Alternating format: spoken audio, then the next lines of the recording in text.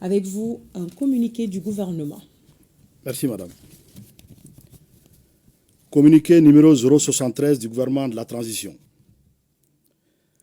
Le gouvernement de la transition a le regret d'informer l'opinion que, dans la nuit du 31 mars au 1er avril 2025, un drone des forces armées et de sécurité de la République du Mali, immatriculé TZ98D, s'est écrasé sur le territoire national à Tenzawatène, cercle d'Abébara, région de Kidal.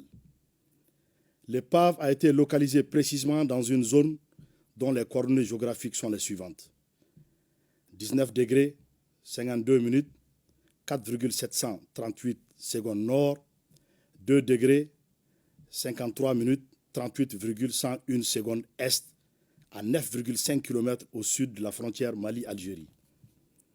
Suite à cet incident, une enquête a été immédiatement ouverte.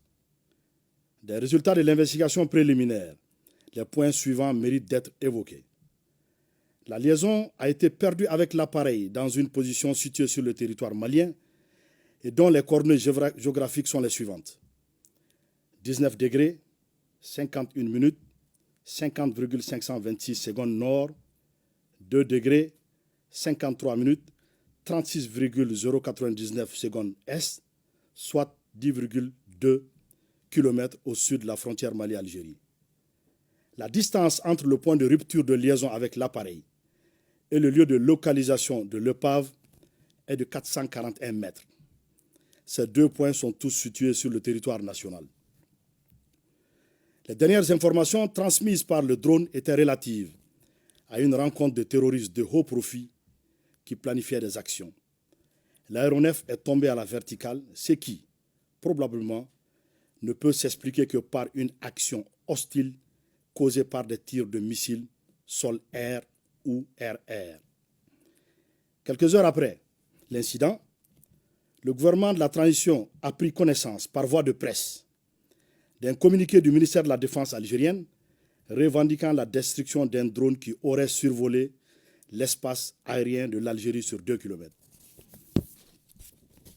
Afin d'approfondir les enquêtes, les autorités maliennes ont demandé aux autorités algériennes de leur fournir des éléments probants étayant la violation de leur espace par un drone de reconnaissance malien.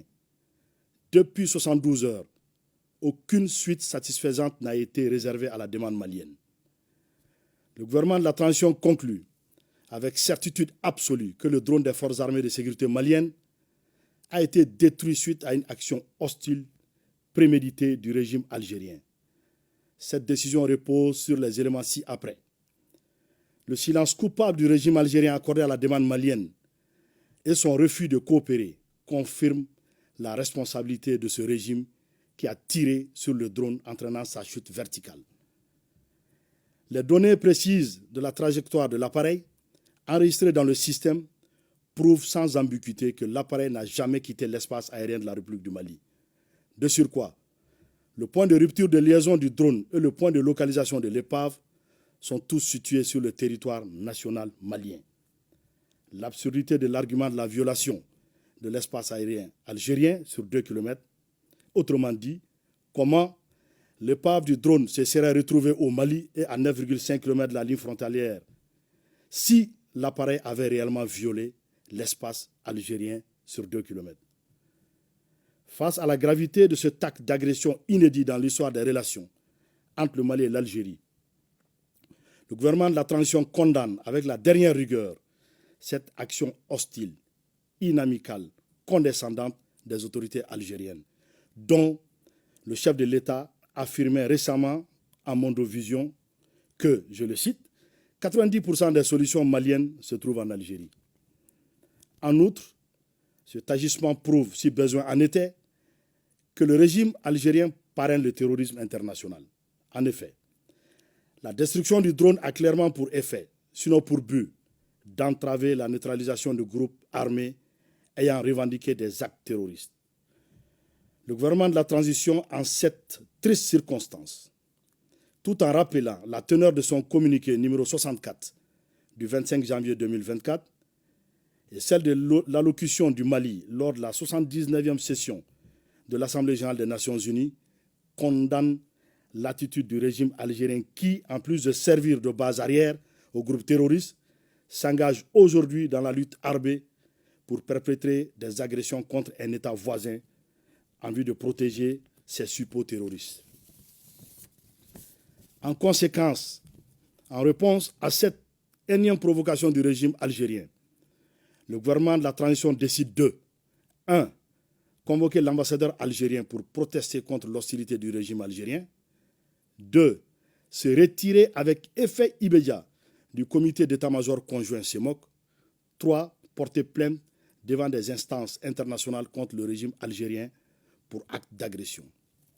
Aussi, le gouvernement de la transition fait remarquer que cette agression flagrante du régime algérien contre le Mali est en contradiction avec la participation effective de la République du Mali à la guerre pour l'indépendance de l'Algérie pour soutenir le Front de Libération Nationale, FLN.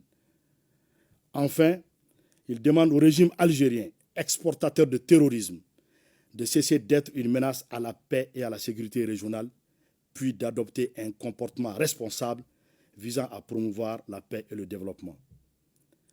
Le gouvernement de la transition réitère à la population malienne que rien n'entamera la détermination des forces de défense et de sécurité maliennes sous le leadership de son Excellence le général d'armée Assimi Goïta, président de la transition chef de l'État, à poursuivre et à atteindre le noble objectif d'éradiquer le terrorisme sous toutes ses formes.